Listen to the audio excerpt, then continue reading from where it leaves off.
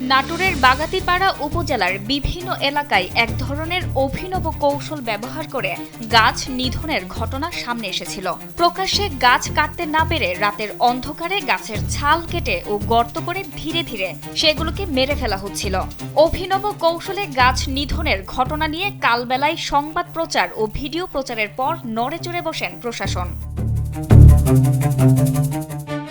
জনসচেতনতা তৈরিতে আজ রবিবার উপজেলার বিভিন্ন এলাকায় মাইকিং করছে উপজেলা প্রশাসন।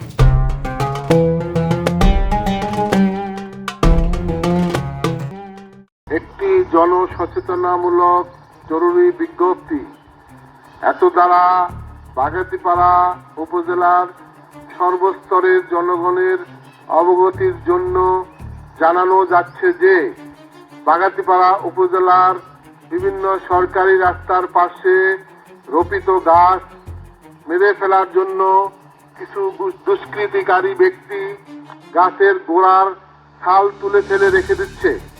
এর ফলে গাছগুলো ধীরে ধীরে মারা যাচ্ছে। এই কাজটি সমাজের চোখে এবং আইনের চোখে অত্যন্ত ঘৃণিত একটি কাজ।